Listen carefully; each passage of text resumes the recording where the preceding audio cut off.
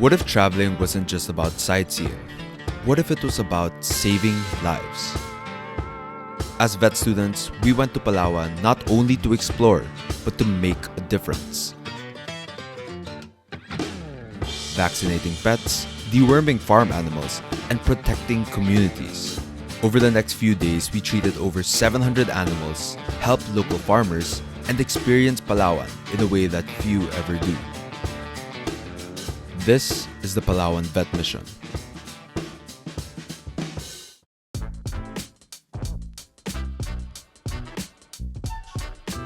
Our journey started at Naiya Terminal 2, where I met up with my brothers from the Venerable Knight Veterinarians Fraternity, the largest vet frat in the country.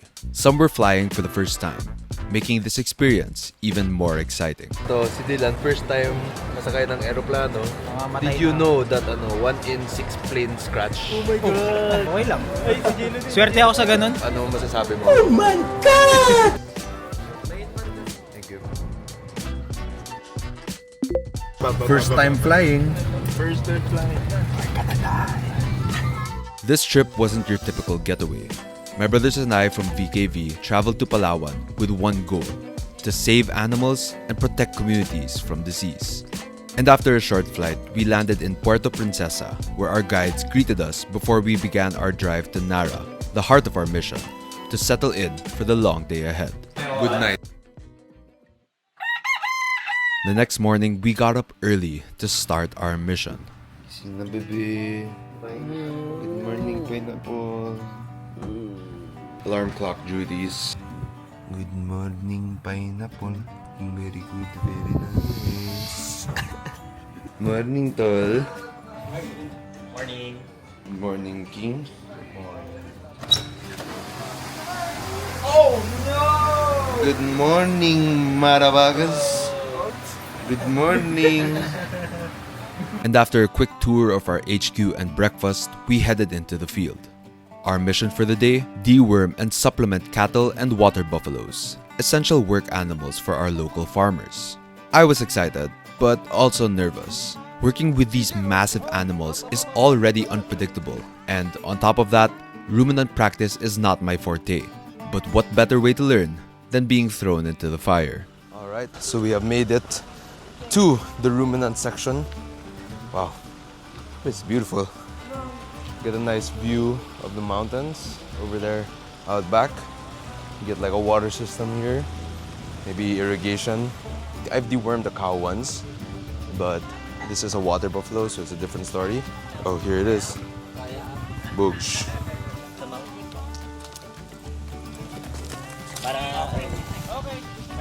Success. Basic. Gusto mo ba talaga maging doktor ng kayayupan? Ito yung mga mga side quest niyan. Baka kinakarera, sarap. Sarap. Lakas gatas! Anong pinapakita mo dyan? Signs of estrus. Signs of estrus. Yan, may mucus na. Pwede na masundan. Oo nga para may pang-enroll. Alright, so we're down to our last carabao and calf. So a mother and a baby calf. And as we've been doing more of these deworming and vitamin supplementation, you get to really see the situation that these carabaos are in. It's literally just backyard farms of good to honest farmers who heavily rely on these carabaos for their livelihood. So they help with the plowing of rice, and they're really work animals. It just feels good knowing that we get to deworm them, give them freedom from diseases, make them overall healthier by administering vitamins. Ay, ginagago ako ah. Ano? May tinanong si Sir kung may YouTube ka daw. Meron. Ito na si Billy Crawford. Feeling lang po. Despite the nerves, the experience was incredible.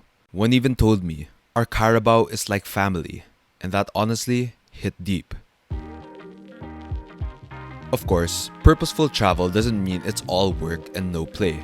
And after treating over 100 animals on our first day, we rewarded ourselves with a visit to the Estrella Falls. So after a productive morning, we are now having our lunch break here in Estrella Falls. First time here. pretty beautiful natural park. Apparently, there's a lot of wildlife here too. It's been a hot day, long day. I'm tired, I'm hungry, but I'm ready to eat and swim. Let's go!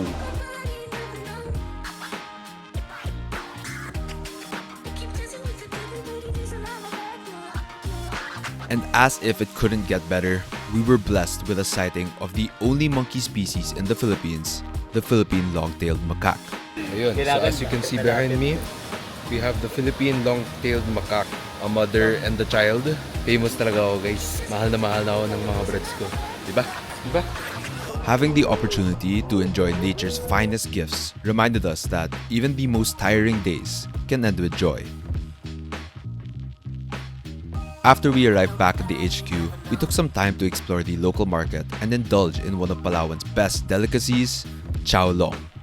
We decided to grab some merienda at this place called Park In Go. Classic Pinoy. The fact that we keep seeing it around must mean that it's a local favorite. Beef chow long, broth muna tayo. Kinda sweet actually. Parang pho din siya. Let's try the beef. Okay. Braised, pero parang medyo kulang pa. Noodle reveal. Makapal na pho. Parang bihon.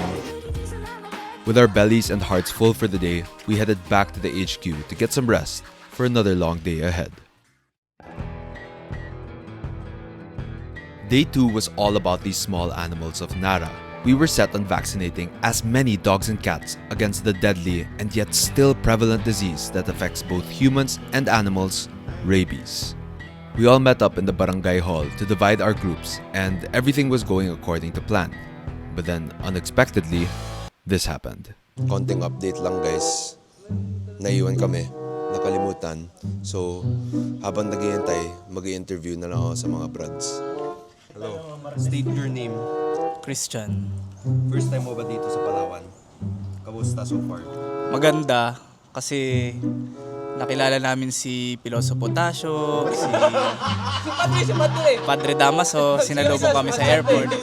Tapos si Sisa Sisa.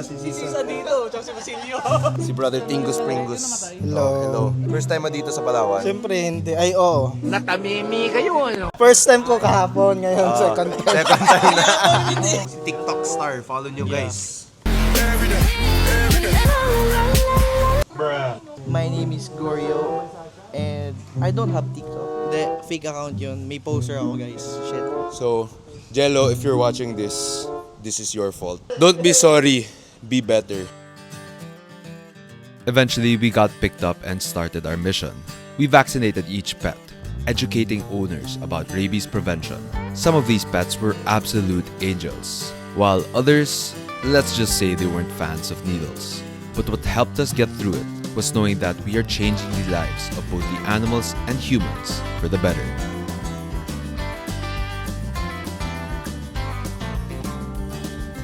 Of course, not everything went smoothly. Halfway through, fatigue set in. I was also panicking because I lost a crucial piece of my brand new camera. Alright, back on the field. But honestly, kinda stressed.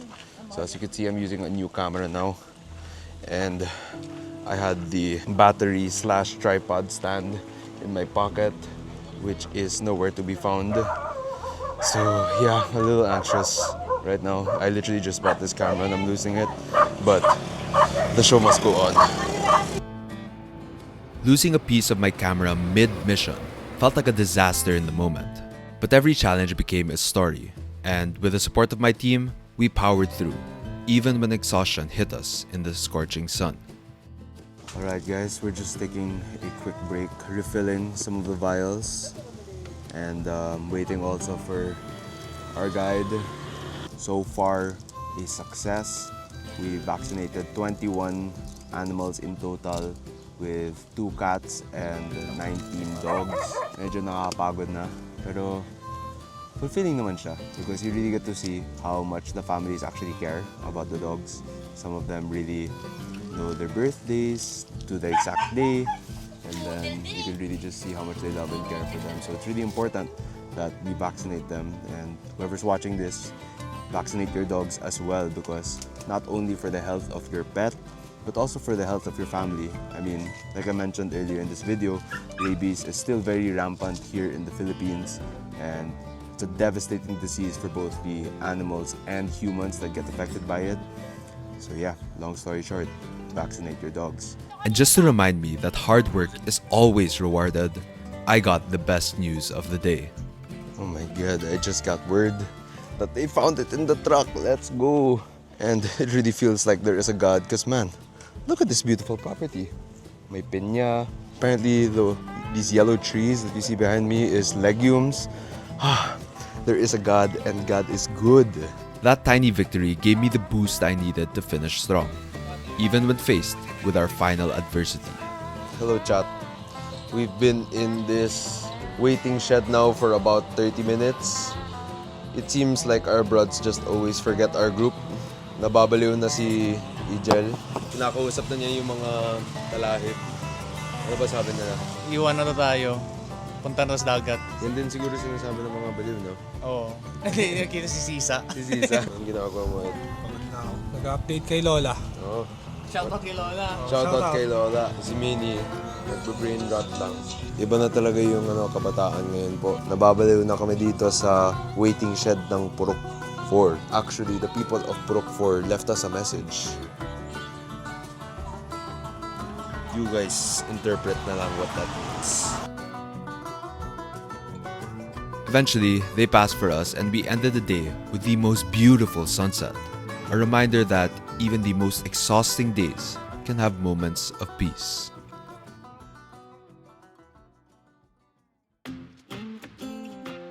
Our final mission day came fast. I was assigned yet again to work with the large ruminants, and this time, I felt more confident handling cattle.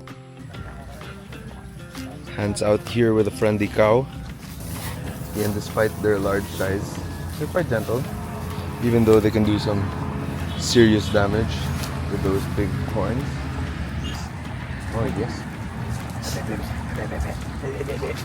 Oh my god, it's so rough actually. The tongue feels like sandpaper, honestly. ASMR, so that you can hear how rough that tongue is. My god.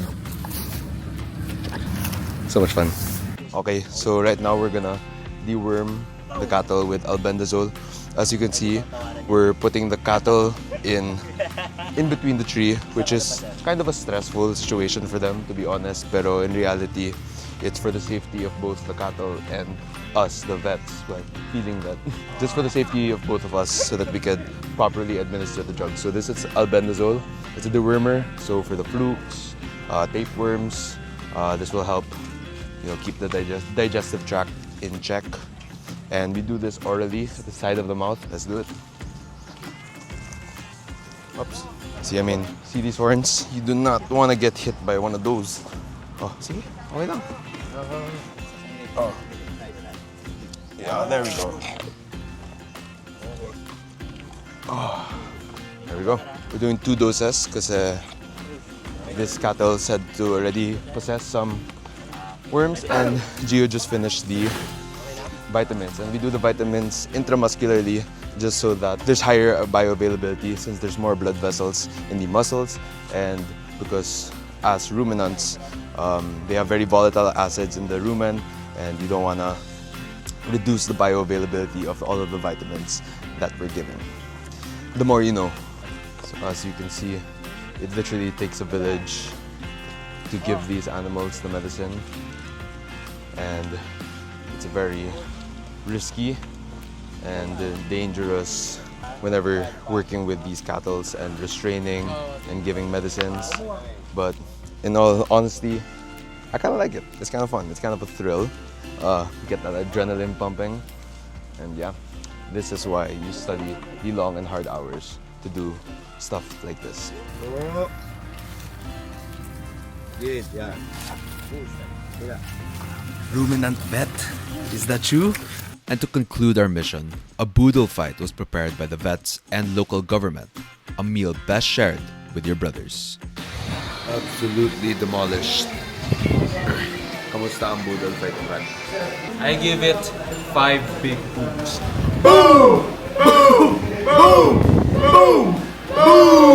Kamusta ang boodle fight, Brad? It's very delicious.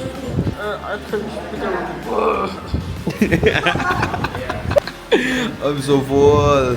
Of course, you didn't really visit Palawan without heading to the ocean. So after lunch, we headed to the beach to celebrate our accomplishment by having a few drinks and doing dumb stuff, as boys do.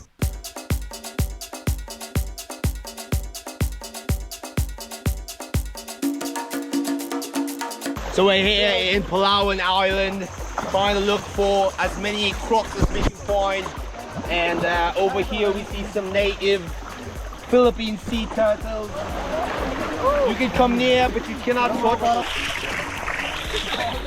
Bulikor, bulikor! We've been hiking for 32 hours straight, no sleep, no food. Pero luckily, may nakita tayong mga endemic species here. Down, down, down, down, down, down! Diba? Tama na ba? It's not the destination. It's the stonefish that I'm worried about. Real! Umiwas ko na, bababa. 1, 2. Ang ina, may tinutuan!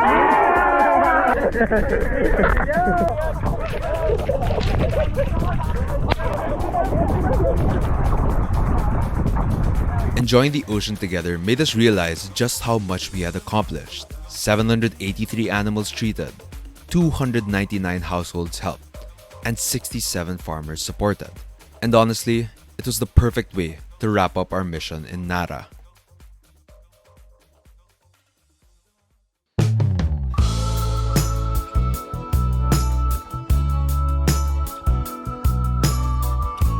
Our host from the local government asked us to join their flag ceremony for a Thanksgiving message for all our hard work, which made the entire experience feel legit. And before heading back to Manila, we made the most of our trip by exploring Puerto, Princesa. We stopped by the mesmerizing and towering Acacia Tunnel, had another delicious seafood budo fight at Cajuel's, and made a stop at the Palawan Wildlife Rescue and Conservation Center. As a side trip, I am back here in the Palawan Crocodile Conservation Center. I already made a video about this, which you can find right up here. Pero today we will be featuring more of the honest reaction of the broads. Wow. Di pa nga napapasok pero I really like it. I think they did a really good job with the place. Wala ka pa nakita eh. Wala pa nga nakita, kaya nga eh. So we're back here in the nursery. I did an entire segment of this also the last time. So this is the freshwater crocodile, Crocodilus mindorensis. If you want to watch a full documentary, just click that right there. Honest reaction. Speechless. First time seeing a crocodile. So wildlife feels so wild. Feels so wild. Is this your calling? Yeah, I think I'm gonna be a wildlife guide in the future. Yes. Dako is big. So big. Like you? Yeah. Okay, so this is the Crocodilus porosus, also known as the saltwater crocodile. I've done this already probably more than 10 times, pero always super fun to get to hold and interact with one. Look at that beautiful face. So they have some characteristics like on their nuchal area, which makes them different from the Crocodilus mindorensis or the freshwater crocodile. And these are the largest reptiles in the world, reaching 20 plus feet. And yeah, it's always a pleasure to hold these guys. Stay cute. Once we got our wildlife fill, we checked into our hotel and headed straight out to explore more of Puerto Princesa. We stopped by the town proper to buy some souvenirs and to catch our last sunset in Palawan by the Baywalk. Hi, YouTube people! Sawadee ka! Trying to catch a golden hour, but it's a bit overcast today. Still a really nice walk. Ayan, salamat kaya. Let's ride or die! Whee! Uy!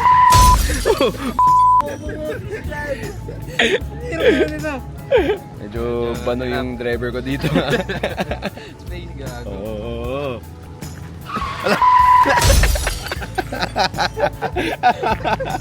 Bababa. Patay sa pata. Sige, sige, sige. Oy!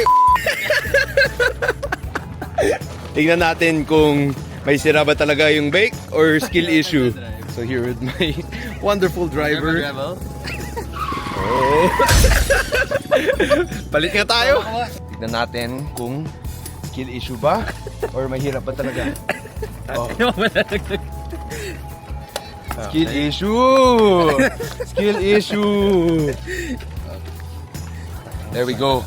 Showing Ramilky how it's done.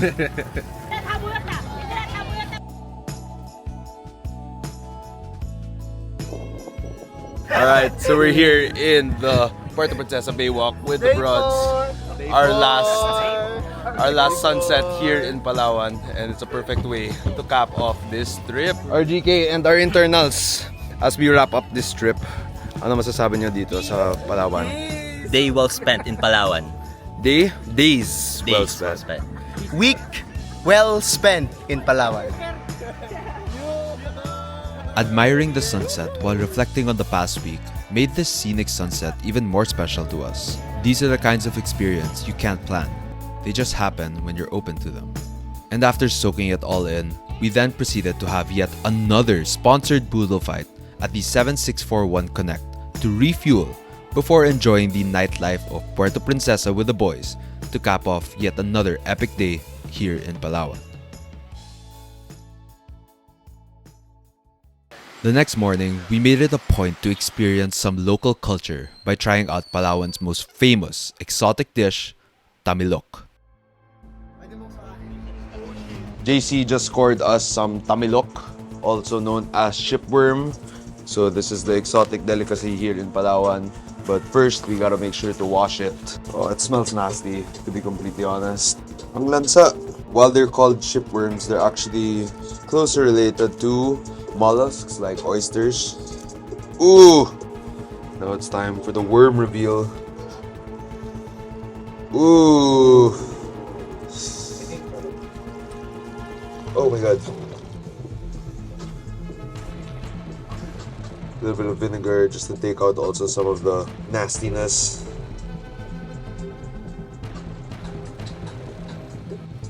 Lami kayo. Lami.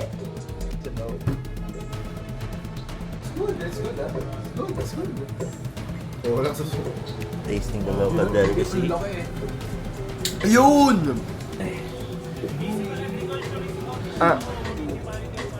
Cheers! Oh my God! Kita pag madilim.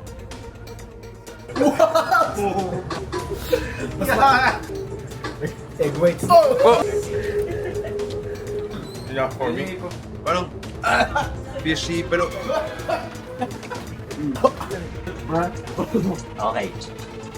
honestly, I'm pretty adventurous when it comes to food, pero this is a tough one.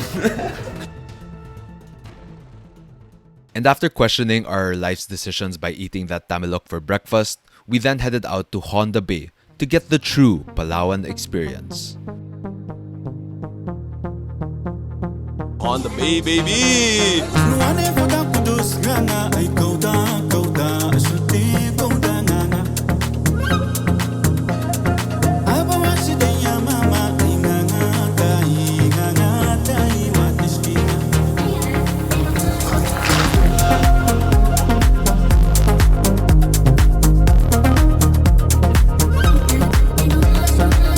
We wrapped up the trip in the best way possible, with island hopping, crystal clear waters, and one final feast. We then made our way to the airport to catch our flight, and as the plane took off, I knew this mission wasn't just about veterinary work. It was about camaraderie, adventure, and giving back.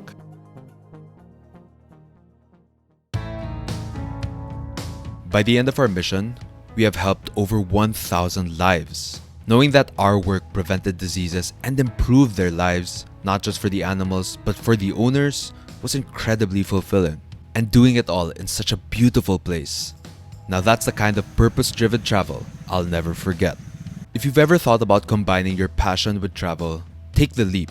You'll be surprised at how much you gain in return. Major thanks to the VKV fraternity and to the Nara Provincial Vet Office for making this trip possible. And of course, to you for joining me on this journey.